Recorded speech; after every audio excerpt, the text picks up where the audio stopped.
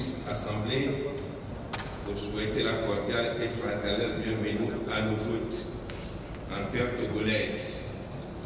Cette règle de bienséance relève en même temps d'un devoir sacré, parce que résultant à la fois des sources et des ressources du Togo. Aussi, n'est-il pas superflu de rappeler que le peuplement du Togo tire sa source de migration successive, effectuée à partir d'empires qui ont marqué d'une empreinte indélébile l'Afrique du Moyen-Âge. Ces considérations qui relèvent de l'histoire arriment togolité et africanité et impriment de facto au peuple togolais l'essence et le réflexe de l'hospitalité. C'est un honneur et un privilège pour moi de vous saluer. Au nom de la Commission de l'Union africaine, en ma qualité de commissaire à la santé, aux affaires humanitaires et au développement social, je tiens, mesdames et messieurs, à dire merci à vous-même, Excellence Monsieur le Président, au peuple togolais pour l'accueil très chaleureux et très fraternel qui nous a été réservé et les excellentes facilités mises à notre disposition depuis notre arrivée dans cette belle ville de Lomé, que j'ai toujours plaisir à visiter et à revenir manger du bon poisson bien grillé. Excellence, Monsieur le Président. Je voudrais également remercier le Dr Tewodros et sa directrice régionale pour leur leadership et surtout pour leur engagement, leur leadership en faveur de l'Afrique. Notre continent est celui qui supporte un lourd fardeau des maladies aggravées par les catastrophes naturelles.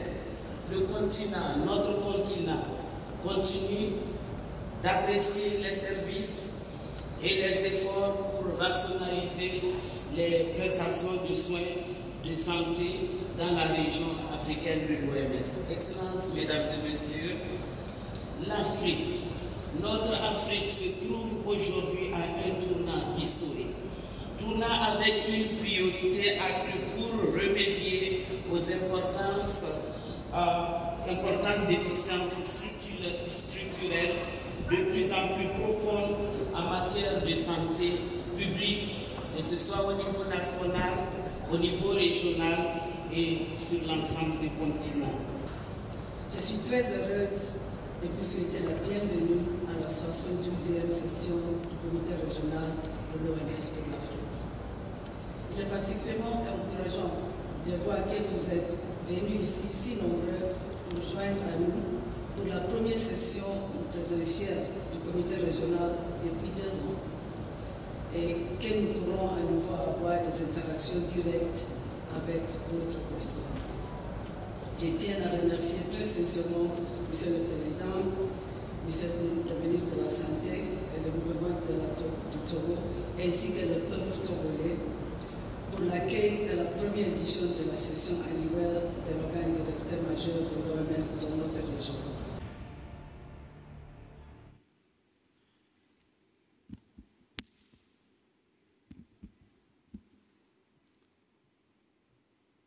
Your Excellency, President Nyasimbe,